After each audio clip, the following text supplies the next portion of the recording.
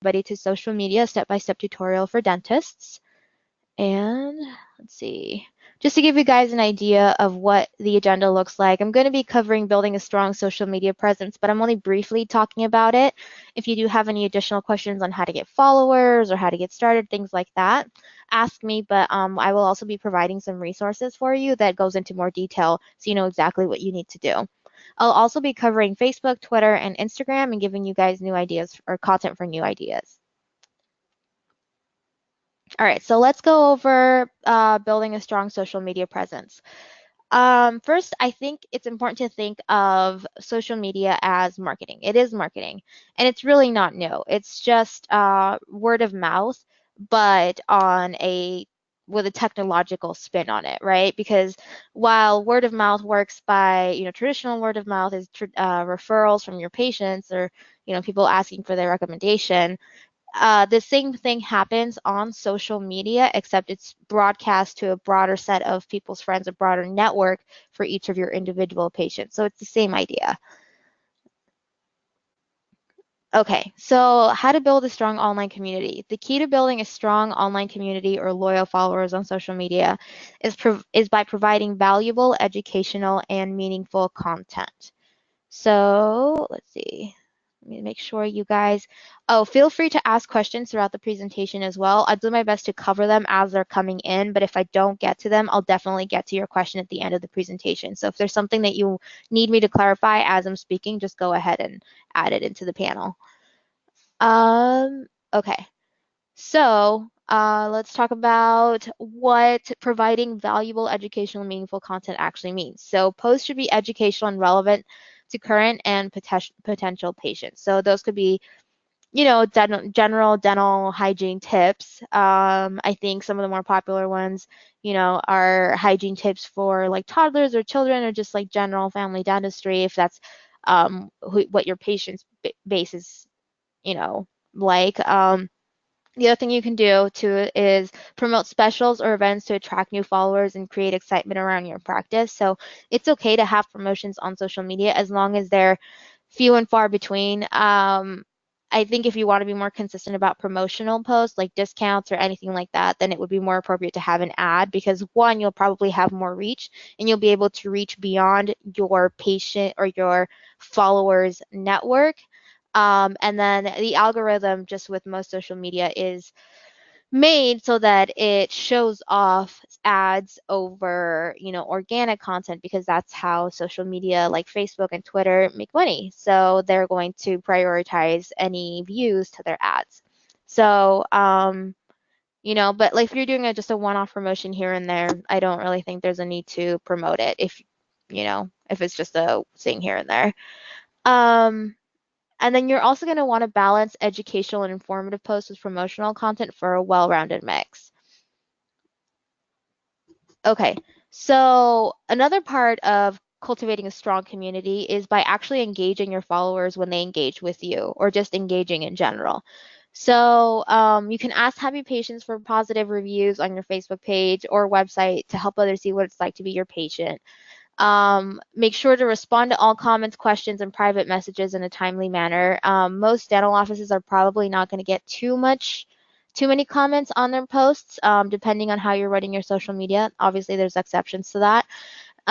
So keeping up, just having your pages logged in on your phone is probably the easiest way to keep track because then you just get notifications and you treat it a lot just like you would your personal profile. When you get a notification, you get back to it as soon as you can. Just remember to keep patients' needs in mind when planning your content strategy. So this is something that I think is really important, and I can actually show you a few places later in the presentation where you can figure out how to define your audience a little bit better. But generally, a lot of your content should revolve around a lot of the questions that you get from patients. And I'm sure that this is second nature to you, so you don't even really think about it. But next time you're in an appointment and a patient has a question, see if there's any sort of general information that you could share that would have answered that question, and then put that on your social media. And that can kind of get the ball rolling, get the creativity juices flowing so that you can figure out what to post on your social. A lot of ways that you could do this is by finding various articles and topics that you would give to patients. Some of, if you're writing a blog post yourself, you could share that. If you have, you found an article, let's say on ADA, that you think is really interesting and you'd like your patients to know, then, that's something that you could share. So not everything has to be created by you. You can also curate some content and find other places to get it, so that you could share with your patients. Okay. All right, so let's talk about Facebook. We're going to go back to basics. I'm going to try and level set everything just to make sure that we're all on the same page as I'm talking about Facebook. So with Facebook, the top four elements to actually creating a great Facebook page is having a branded cover photo, a professional profile picture, and that's usually, probably your logo or a picture of your staff in an office. I know a lot of dentists like to put up their Christmas pictures during, the holiday season is like a group photo, and that is a great profile picture. You're going to want to fill in as much information about your practice on your Facebook page as you can. Cover the basics like your website, your name, your address, your phone number, but also give a brief description about your practice, what you specialize in, what makes you different, office hours, things like that. Just fill in as much information as possible, and I'll show you where you can fill that in just a second. And then, of course, creating engaging posts and content, which we already covered. Okay, so let's just make sure we cover what a Facebook admin page looks like, okay? So generally, you're going to need a personal Facebook profile, and you'll need to link it if you haven't already done this, to a business page. Now, the content on the two pages are completely segregated from each other, so what you post on your personal profile will not cross over into your business page, but Facebook is requiring that you have a personal profile because they just want to keep track of who's on the platform. So you absolutely need to have one. Okay, once you are what we call an admin on the page, an administrator, you'll see a navigation bar at the very top. That's your admin navigation bar. It shows you all of the different places that you could go on your page to manage it. And that's only visible to you. Anyone else that sees your business page is only going to see everything under this orange box here. Only you can access that once you're an administrator. Okay, so this tab here just shows you kind of the general layout of the page. Obviously, you're going to have some editing capabilities here directly on the page. That's not something that everybody is going to see. That's just you as the administrator. Then we'll have the inbox tab. So think of it as an email. So when you have private messages sent to you from other users, this is where they will appear. Generally, what you can see, or what we typically get in an inbox is just general customer service questions. I run our corporate ones, and generally what we get is like office hours questions, or, contact phone number, or if we're hiring, an applicant may submit through Facebook once in a while. So we'll just get general administrative messages through here as well. You have your notifications tab. It's pretty self-explanatory. Whenever somebody engages with your page, you'll have a list of your notifications there. And then you'll have your insights tab. So these are your page analytics, your Facebook page analytics, which basically tells you how your performance is, or your page performance is doing. And this is where you want to go to understand how your social media is performing in general. And then you have your publishing tools, which allows you to natively post a Facebook post right away if you would like.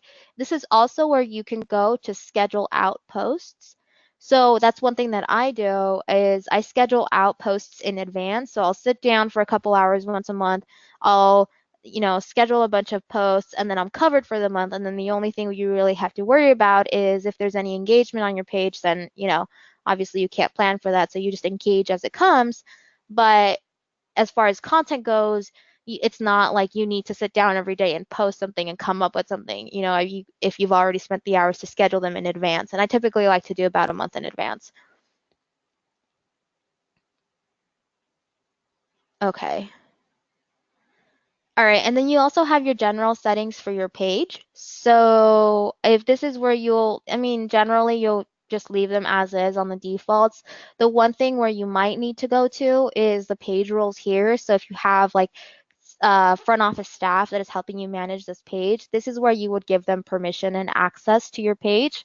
This is also where you would remove someone if they have left your practice, because you definitely don't want them on your page if they are no longer affiliated with the business. Okay, so one of the basics is the cover photo here. That's this large photo. You'll want to have that filled out. And if you're a ProSites member with social media, we'll provide that for you. The profile picture is here in this thumbnail. So typically, dentists will add a logo or maybe a group photo. And like I said, a holiday photo is great there too during the holiday season. And then here, this is where all of your different tabs are shown. It's just how think of it as like a miniature website, and this is the navigation bar to the website. So people can just see your general feed on the homepage, posts. They can read your reviews on your Facebook page, and just kind of look around. Generally, a lot of this information is provided up front on the homepage, so you don't necessarily need to do or change anything here. And then if you're wondering if you want to set up your own Facebook page, the dimensions for all of the photos are here. The cover photo needs to be this size, profile photo is a square on this size, and then any content has to be about this size. And that's the optimal size for your posts to look their best on social feeds. And the reason why that is important is because Facebook prioritizes video and image content over just plain text posts. So having an image this size, it will know exactly what it needs to do so that it shows prominently on your followers' news feeds. Okay. So how to post on Facebook. I actually have one that I can show you guys. So let's see, this is my page here.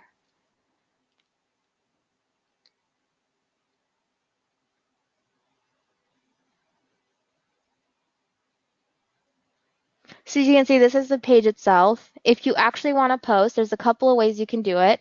If you go to Publishing Tools and want to create something, so you just go there, create, and then just write something. So generally, you're going to want to have something a little bit more interesting than this. I just want to show you guys the mechanics. Okay, so we have a post, right? Let's say this is what we want to say. Um, and then if you want to publish it, you just go ahead and hit publish right away, or you could schedule it. And let's say I want to schedule it for next week at 10:30, sure. Schedule that. Oop, might have goofed.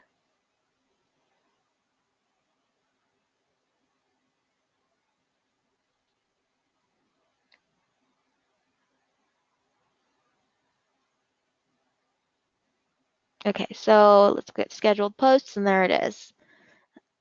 As you can see, it's scheduled for October 17th. I'm just going to go ahead and delete this though.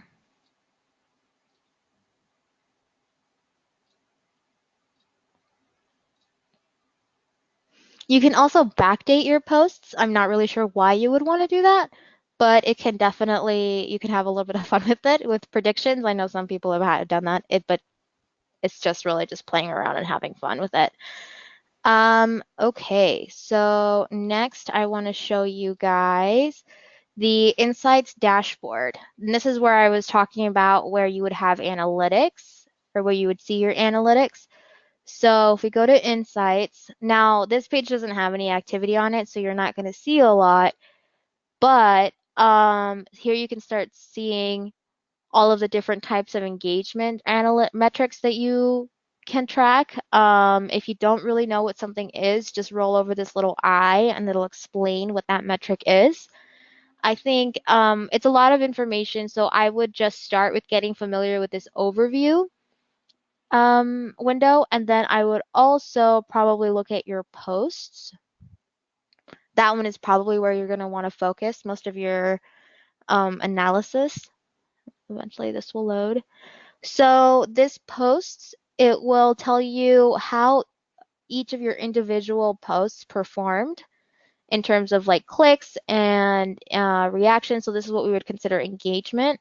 And then how many people it reached. So that's it breaks it down by organic or paid. So if you paid for a post to show, that's going to show under paid. If you didn't, it's going to show under organic. And one thing that I think you can look at if you're trying to decide when to post is you can look at this. It shows you when your fans are online and it'll give you a window. And what you can do is then schedule your posts within that window of whatever day it shows. And then you're most likely to hit or have your posts appear at the optimum time. Facebook news feeds are not always chronological, so it's not guaranteed that they will appear within a certain time, that your post will appear in people's news feeds at a certain time, but it at least helps you kind of hone in and get a general idea of when they will be showing. Let's see. I think there was another one. Let's go to followers, I believe.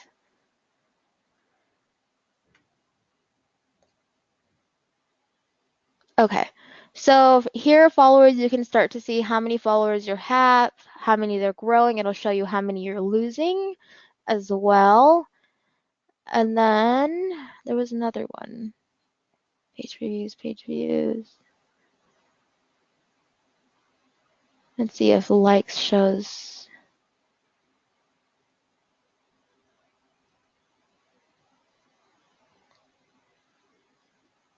Okay, so it shows about the same thing. How many likes you've been getting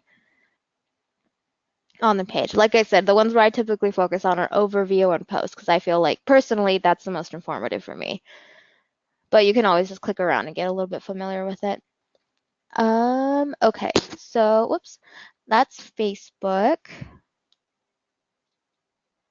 Okay, are there any questions before I move on?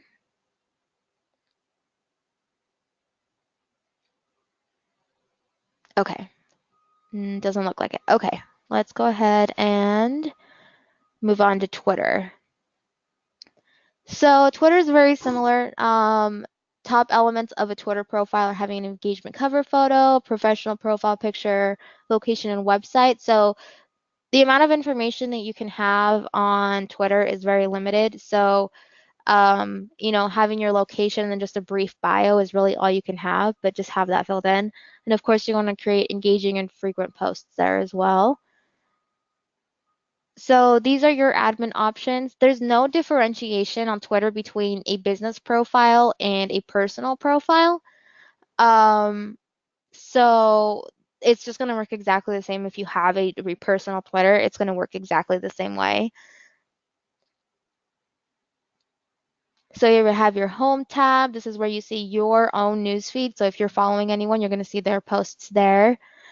Your moments tab. Moments are like, think of them as like albums of tweets. So you can actually collect tweets and put them together in an album, which is a moment, and then that'll aggregate it into one single post.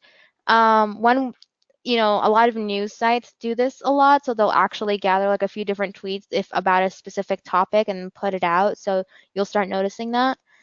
Um, and then you have a notifications tab and then a direct messages tab. So direct message again works a lot like email. Only you and the person writing it will show the corresponding messages. No one else will be able to see that.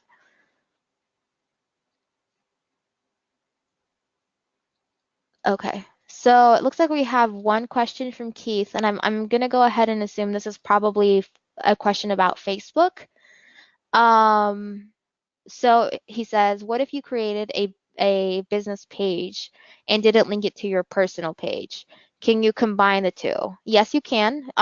If the business page, depends on how it was created. I think at this point, there are a lot of the business pages that don't have a personal account they've probably been turned off by Facebook at this point. So if you had logins, I would just test those. If it's a business page that is unclaimed, then usually there is an option to claim it on the page, and I think you have to provide, if I remember correctly, either a business address, email address, or a phone number, and then an automated phone call will be sent to your business phone number where you can enter a code, and then it will verify that profile for you and combine it. But first, as you're doing this, just log into the personal profile that you want to link the page to so that Facebook knows how to link the two. If you have any unverified pages, there are ways to combine in the settings. So if I remember correctly, you claim both and then you can merge the two pages, and then your Facebook pages can be merged in the settings of your page. So that would be merge pages here. You would just select where the duplicate is and what the original was, and then you can merge the two pages. And I believe Facebook still combines the number of likes on the page, but the duplicate page will lose all of its content and it'll just keep all of the content, meaning like Facebook posts, on the original page. So the only thing that you'll get transferred over are your likes. You'll lose any reviews that you'll have on the duplicate page. So just be very cognizant of which one you're telling Facebook you want to keep. Okay, so I had another question of let's see, Arthur is asking, how do you suggest getting followers if you're just starting a new Facebook page not connected to your personal page? Um, so I would connect them first because there's a couple of things that you could do to get followers. So let's see if I can get this to work out. So let's see what I'm trying to show.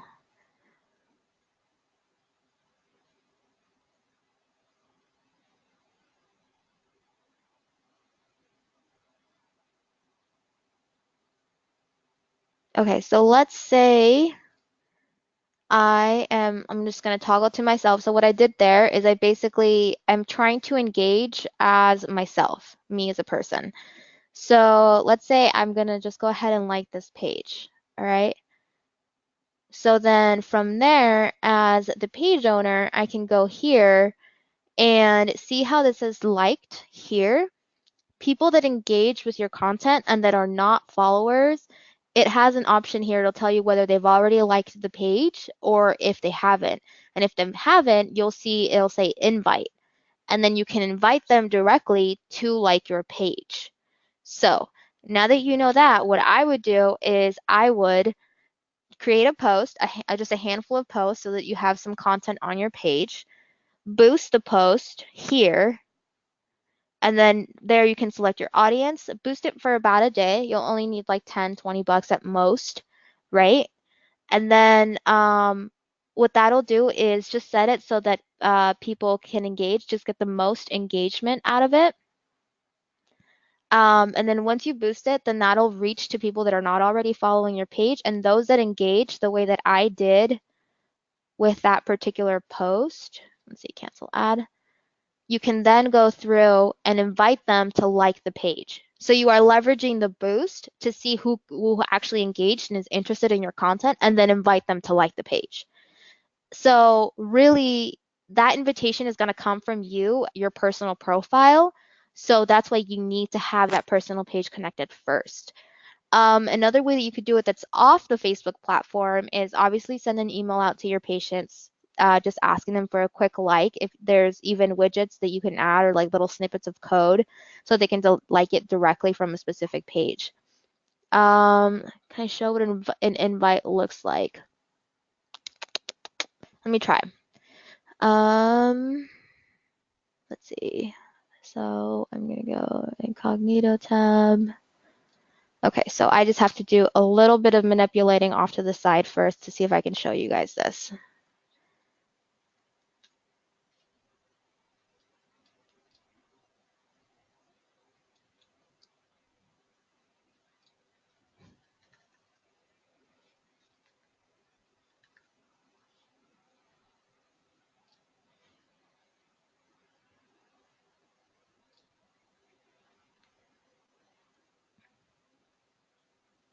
Okay, so I'm gonna unlike the page first. Okay.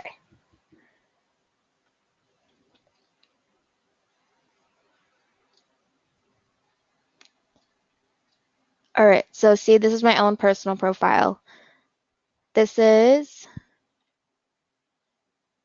so this is my personal. That's what it looks like when you invite, when someone that does not follow your page has engaged with your content. So I would hit invite, and then I get a notification on my personal that says someone invited me to like their page.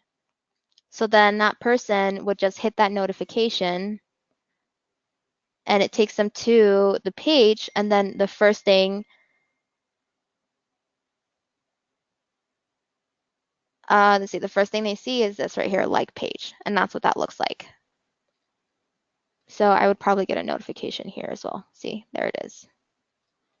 And that's it. It's super easy. It's a very simple step that people, it's really low hanging fruit for you. So that's something that you could do. So then you can see there, if you've already invited someone and they haven't accepted the invitation, it'll just show there as invited. So you don't send multiple invites. And then if they like the page,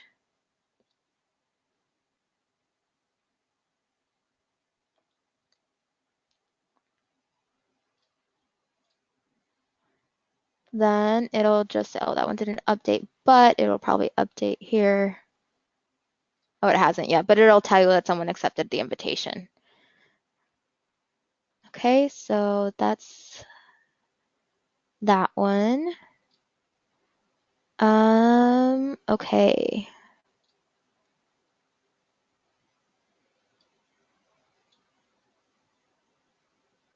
Okay, so hopefully, Bill, that made it a little bit clearer for you. So if there's anything else that I can clear up, just let me know. I'm gonna go ahead and move back over to Twitter just so that I could show you guys what that looks like too. Okay, so I think I was describing a direct message or a DM. So that's basically like your inbox, your email.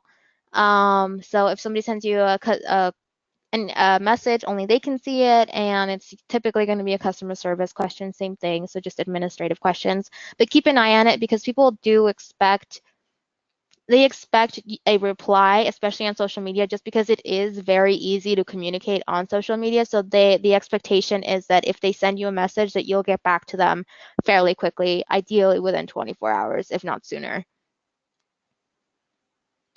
Okay, so there's another menu that you can activate by clicking on your profile photo icon. So that's going to be this super tiny circle that you see over here.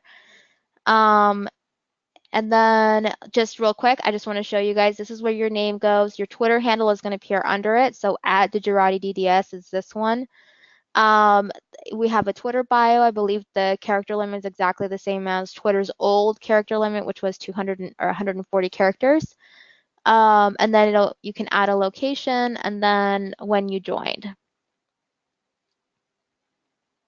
And then if you want to compose a new tweet, you would just hit the blue button here at the top, tweet, and then it'll open up a light box, and then you can just type what you want to put there. So oh, actually, let me cover this off first. So Twitter used to have a way that you could schedule posts in advance just from their Twitter analytics dashboard, but I since removed it, I think. But there are what we call freemium tools out there. So tools like Buffer or Hootsuite, you may have heard of these, that allow you to schedule posts in advance so that you can just go ahead and run it through this third-party dashboard. They'll also provide analytics, and they can also provide, you can also connect other platforms, so Facebook or I don't know if it does Instagram. I don't know if Hootsuite does. Buffer does. So that you can post to all three at the same time if you want to just leverage more platforms. So just know that if you use the free version, there's going to be some limitations what you can and can't access, but I just give it a try. I don't think most dental practices can get by with the free version. But if you want to invest in it, that would be up to you. Okay, so let's see. We got a question from Jessica that says, what are some good programs for creating logos and content for posts? So, okay, that's actually included in the resources at the end of this presentation, but I'll go ahead and cover it off now because there is one that I totally recommend. It's called Canva canvademo.com, and it's so I'm just gonna go ahead and log into mine here. And basically you can just create all of these beautiful graphics, and it'll give you templates to create all of these different graphics for social media. And you don't have to be a designer. It's very intuitive. You don't have to do anything special. They have tutorials the first time you create your profile. So just go through the basic tutorial, and from there, I would just use the templates to create something. So like, let's say I want to create a social media post.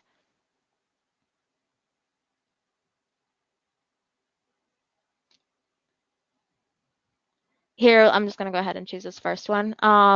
This template here, I can go ahead and change the copy. I can change this copy here. I can change the photo background. I can change everything.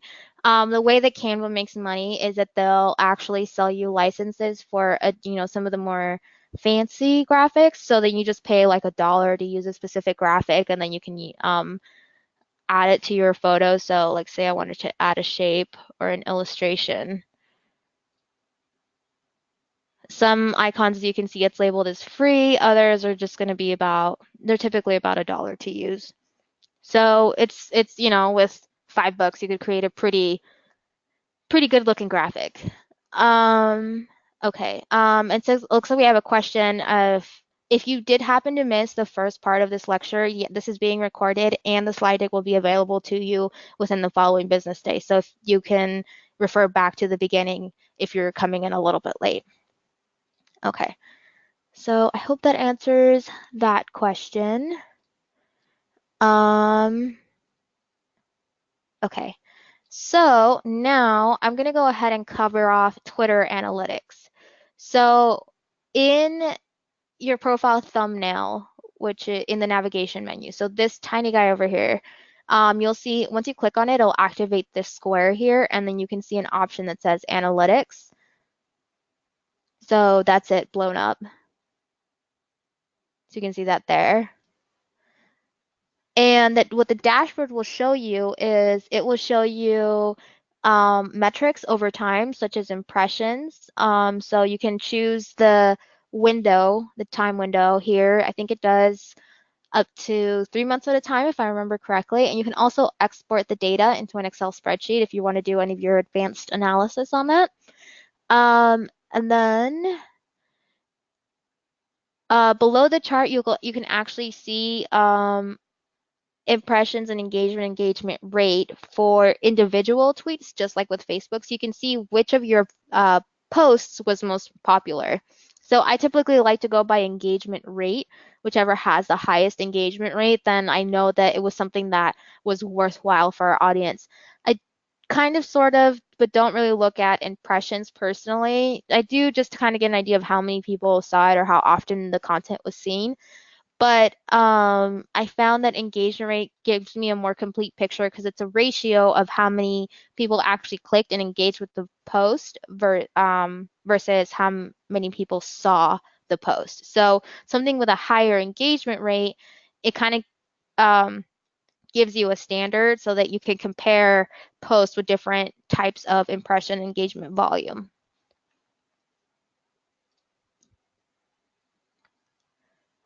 Okay, another place that you could look at the analytics dashboard, which I think is super interesting, is your audience insights, and that's right there at the very top. Your audience insights are going to give you an idea of what people, what their interests are, people that follow you. And the reason why that's important is because you can then cater your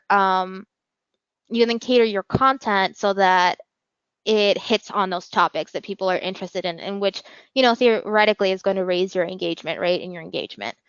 Okay, let's see. We have a question from Jennifer. It says, does it tell you what the post was that people liked? Yeah. So if you actually, here, let me see if I can find a way to show you. So I'm going to go over here to Twitter. Let's go to analytics.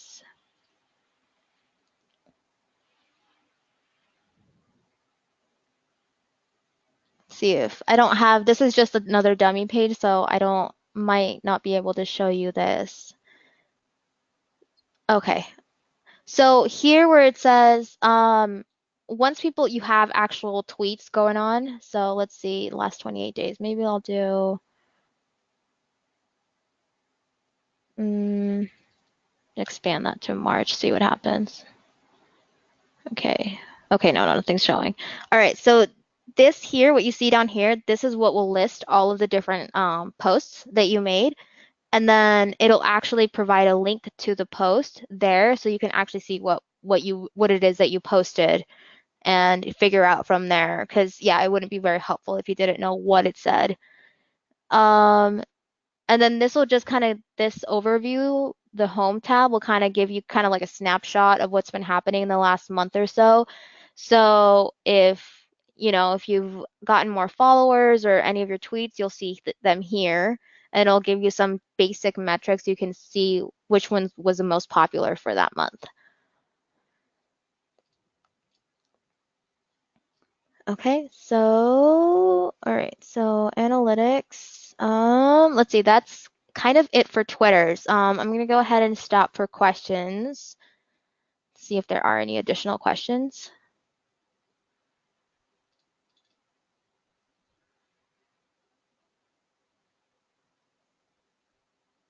Okay, it doesn't look like it, so I'm gonna go ahead and move on to Instagram because I do want to give you guys enough time to ask questions at the end of the presentation.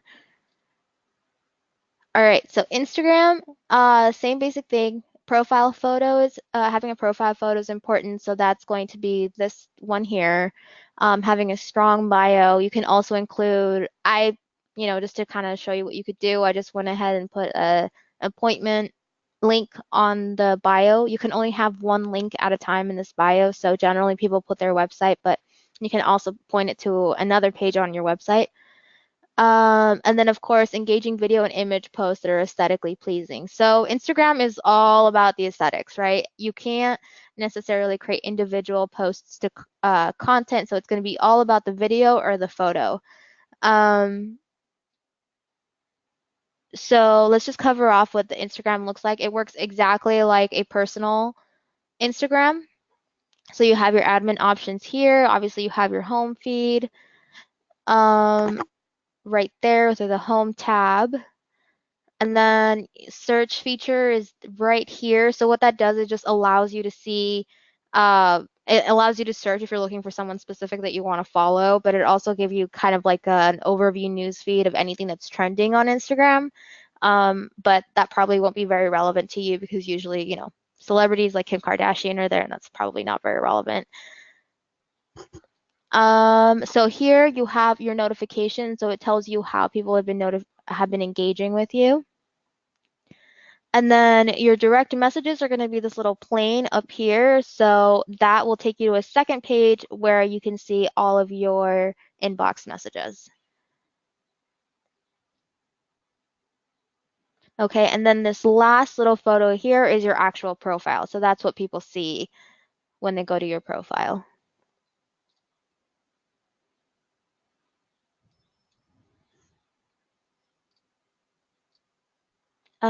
Okay, whoops.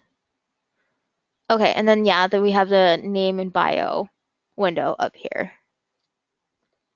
Okay, so how to post to Instagram. Now, Instagram is a purely mobile platform, so scheduling is still kind of iffy. You can kind of schedule posts if you're using Buffer. Again, like I said, I'm not sure if Hootsuite posts to Instagram yet.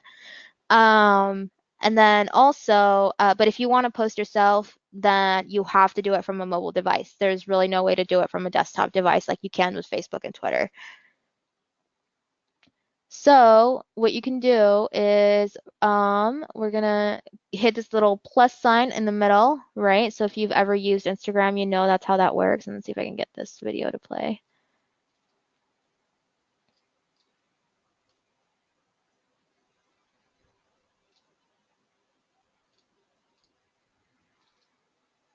Okay, well, that's okay. I will find it for you. Just 1 second. I'm gonna pull up the video so I can talk you through posting.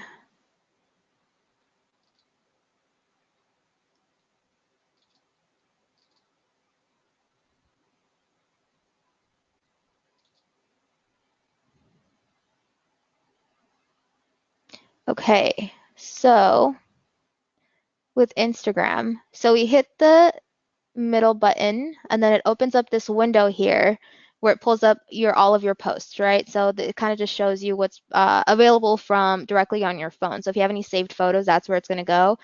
You can also just take a picture if you want just to directly into Instagram, but I typically like to just download all the pictures and then post it. Because then if you take a picture just with your camera, it's the easiest way to just move on and then at the end of the day, just go back and add them later. Okay, so we select a picture and looks like I selected our little toothy guy. That's where you would then select a filter that Instagram is very famous for. So we're going to go ahead and select Juno. And then you can also select adjust the settings. So you can adjust the tilt, the brightness, the contrast, just kind of give it a little bit of oomph to the page. Or I'm sorry, to the post. So you can see all the different options you have. And then once you're ready, you can write a caption up here, tag photos, tag a location. So you can typically what you'll want to do is probably tag your office.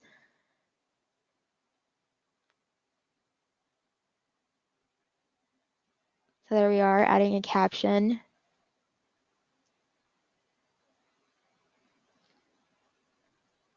Okay, and then we select a location. So I just selected the city, but again, you can probably select your office. And then it works its magic, and then it posts it. And that's it. It's pretty straightforward. It works exactly like a personal profile. The only difference is if you have set up your Instagram page so that it is a business profile, which is done from the settings, then you will be able to see this that says View Insights. Otherwise, it's just going to work like a personal page. All right, so that's that. Okay.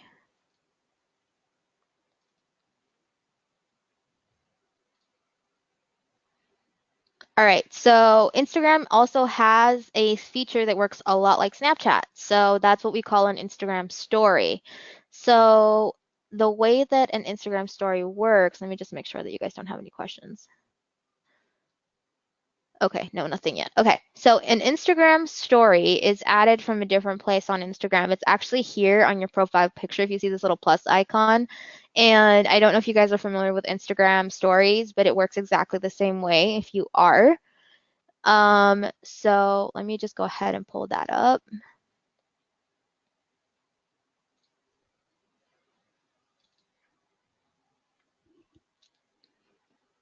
All right, so takes a minute. Okay, so let me go back a little bit.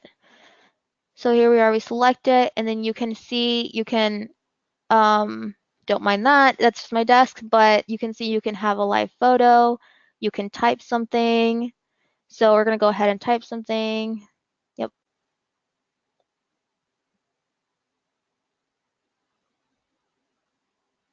You can have text on just a plain background. You can also have text added to your photos. Um, there's a live video if you want to do live on Instagram. And then, of course, you have just your normal, you can have a boomerang, which is just a fun little sort of GIF that you can have as like an animation. So we can type something, hello world. And then if you hit this button up here, it'll change the text and sort of the layout. So that's what that does. And then you can add stickers. If you go here, you can add your location, mention somebody, take a poll, ask questions. It's just a really fun way for people to engage with you. And you can also overlay some text. And then once you've added it, it'll just appear here in your profile. And then it'll appear in this sort of like top bar newsfeed. And that's it.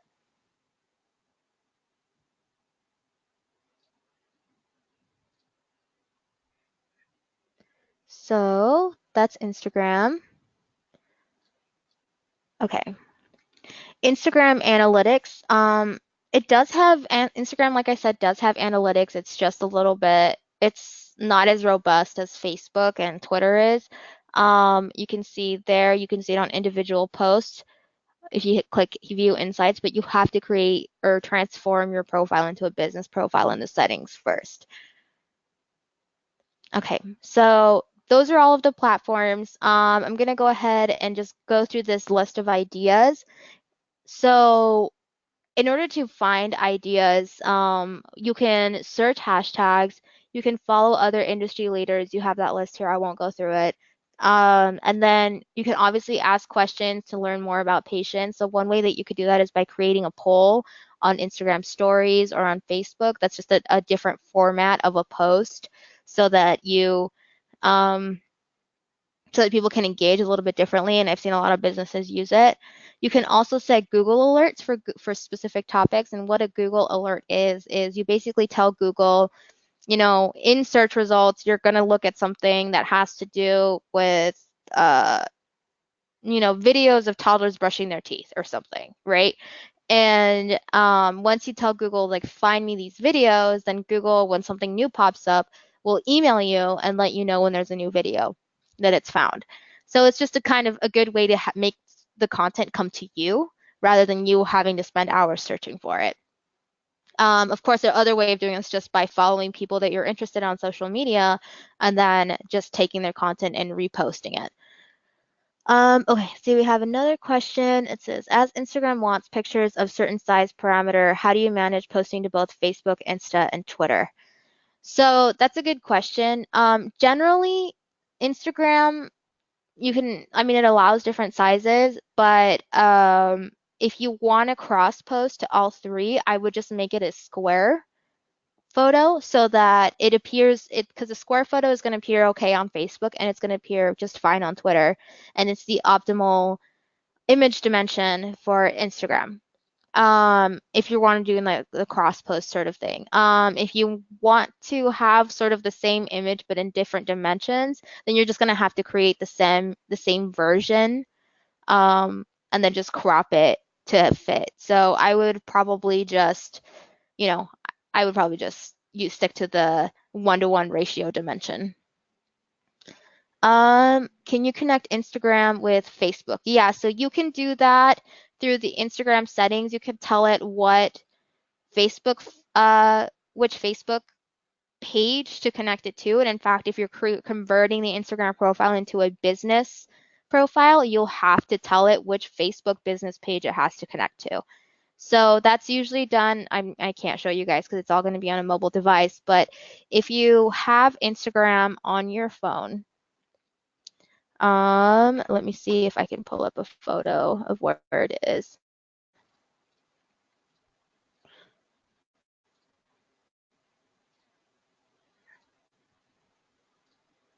I'm going to go back to, if I can find the picture, actually.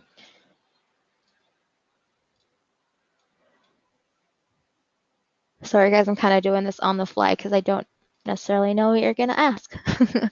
Okay, so let's see, we have, this is just like your standard profile. Let me just make sure I'm pointing you in the right direction. Okay. If you hit this little like hamburger menu up here, it's gonna open up a window and then, or it's gonna open up another menu. And then at the very bottom of that menu, you're gonna see what a settings, and it looks like there's a little cog next to it. That little cog is where you're gonna connect your Facebook profile. So I'm sorry, I can't really show you. I have to kind of just describe it because it's on a mobile device, but just know that that's where the settings are. Let's see, is there a tool that helps create that square picture? So the one that I would recommend is probably this one, Canva, because then you can actually just create custom dimensions on it.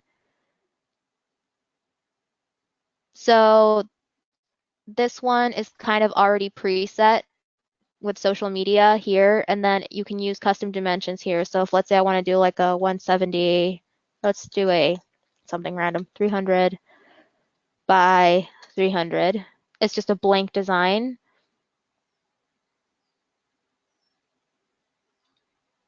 Then you can just take whatever photo it is that you're trying to crop and upload it to this square here, and then it'll just have those dimensions for you. Um, let's see, we have a question. Can you show on Facebook where to find which posts have the most likes? Yeah, let me go back to Facebook. Let's see, we're gonna go. So this one, if you go to your Insights tab here, where all of your analytics are, and then you go down here to posts,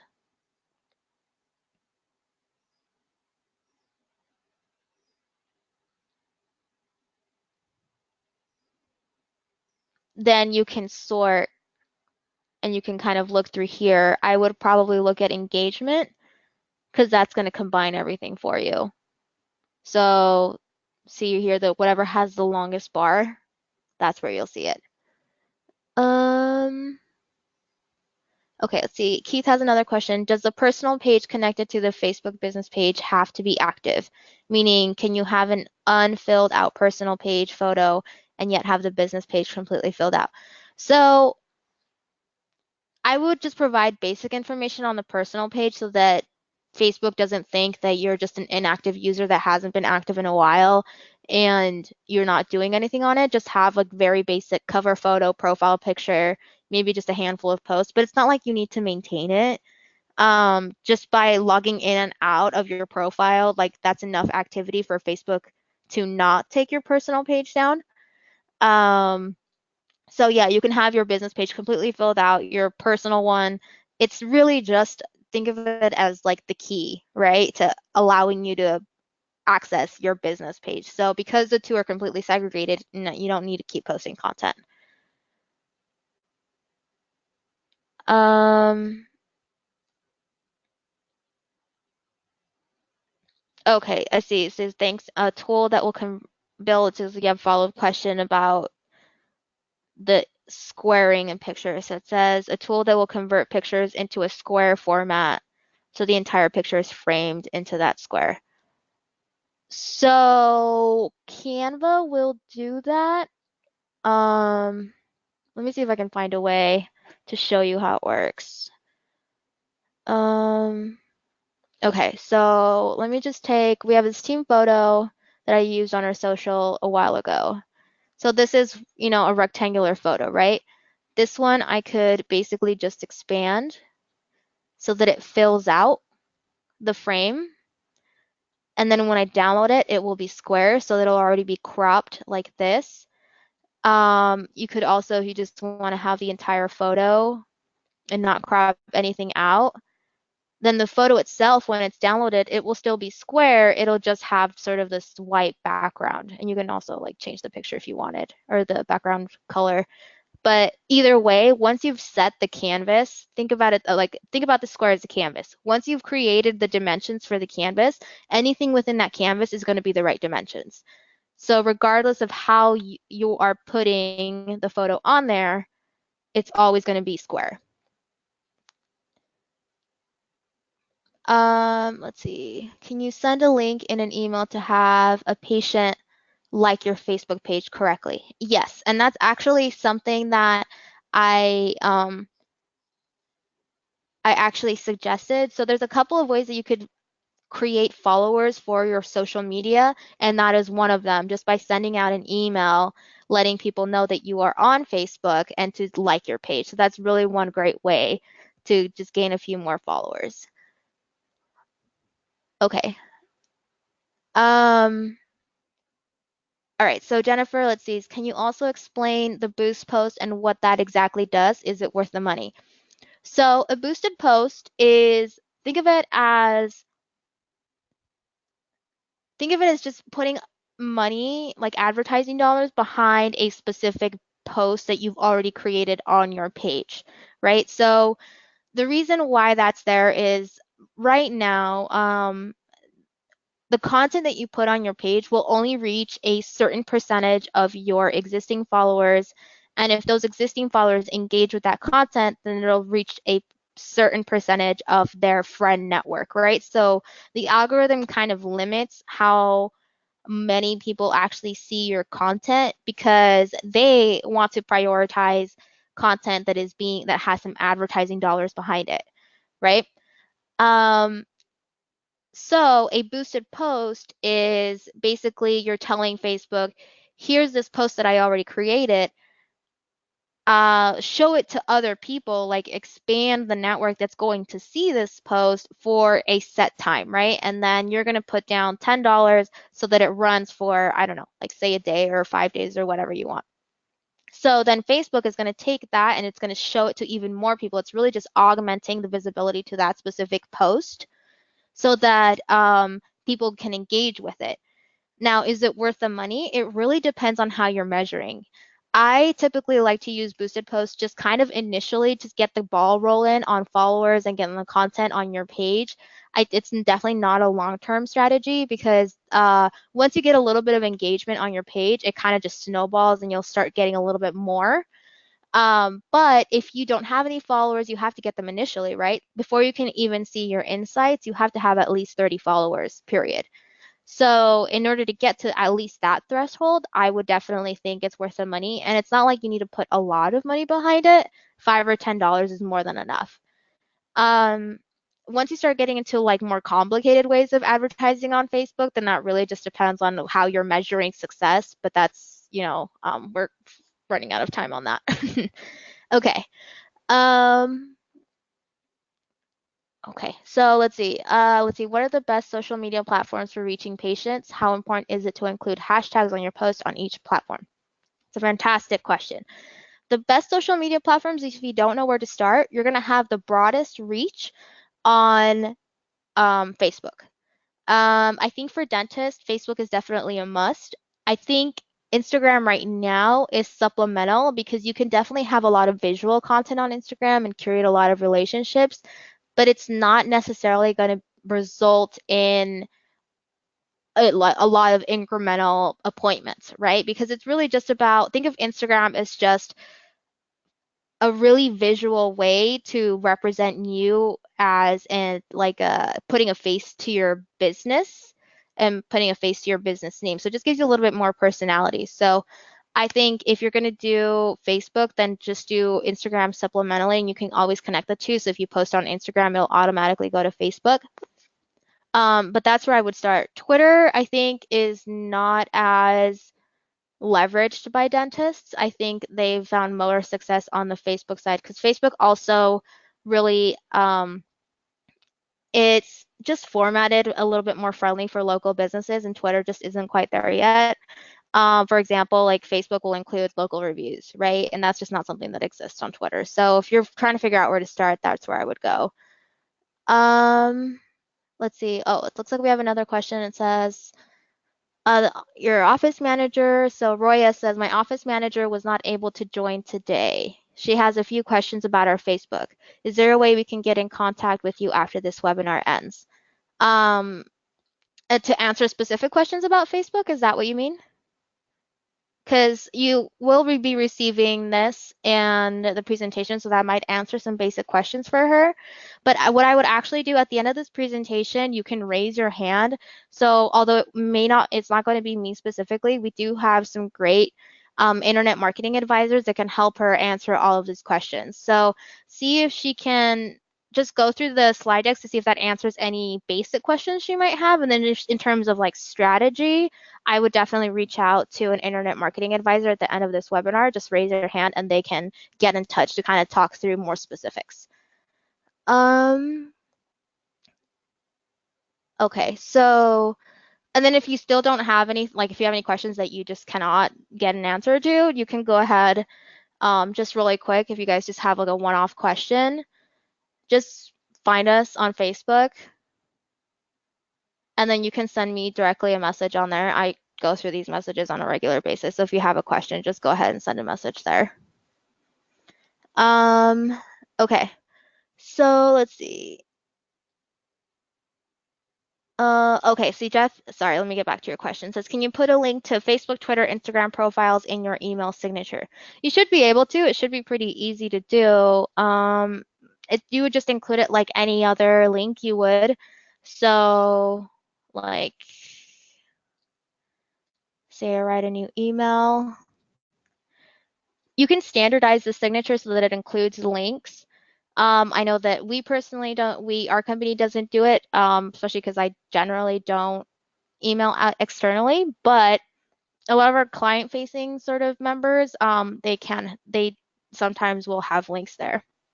And you can just link it to any page. So like us on Facebook, and then you would just click there, and then insert hyperlink, and then just have it go to the Facebook page. And that's it. It's pretty easy.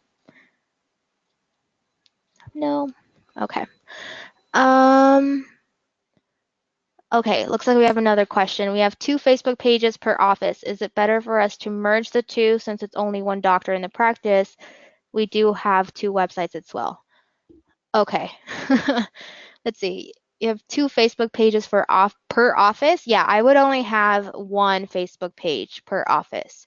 Having 2 websites is okay, especially if you have like 2 different locations, so that's ideal.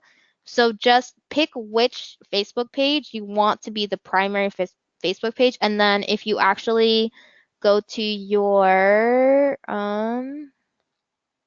not this one. Let's see, if you go to your settings here, and then you hit merge duplicate pages, merge duplicate pages. This is you can't turn back, so you have to be very deliberate in what you're doing, right? But this is basically the process. You choose the page. So let's see, you can only request a merge if you're an admin for both pages. The pages you merge must represent the same thing, so that's generally figured out by the name. It can't be undone, and people who like the duplicate page will be informed of the merge. It might take a few days. Content from the merged page, such as post, photos, and username, will be deleted. And then likes and check-ins from both pages will be combined. So it doesn't really matter what the website is. You just have to choose the primary page first, the one you want to keep, and then the secondary one, the one you want to get rid of, and as the second tab here. And then hopefully that helps you sort of merge the 2.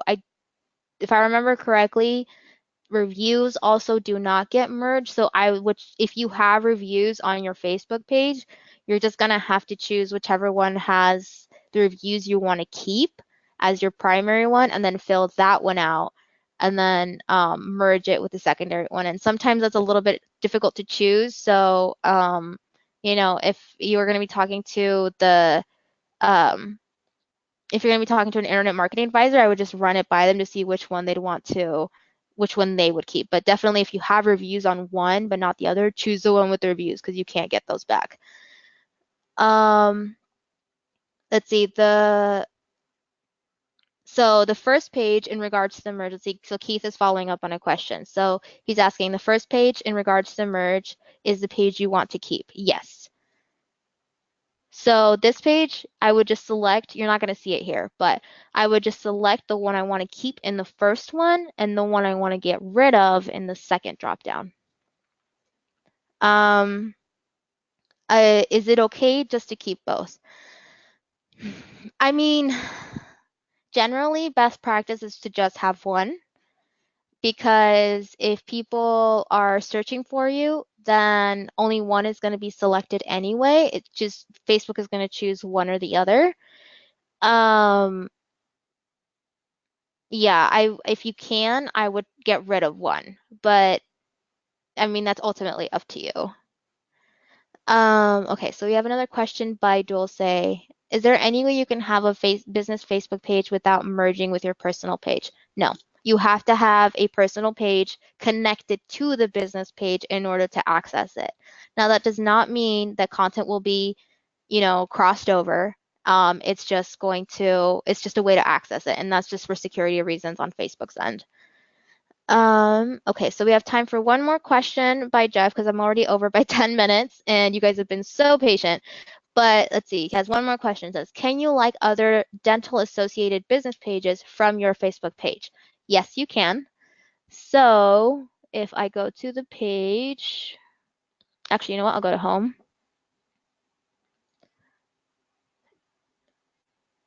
And I'm gonna go to, just gonna move to go to us, right? So we'll go to ProSites.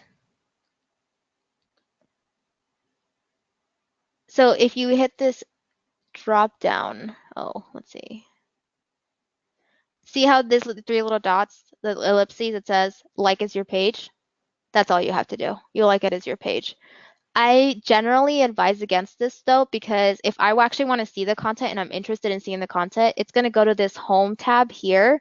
So I would like as a person so you can actually see the content. Otherwise, Facebook is just kind of, it's going to put all of the different, it's just going to put it in a different place on the dashboard, and they move it like every 6 months, which is really annoying. But if you like it as a person, it's more likely to be at the forefront of your newsfeed. Okay.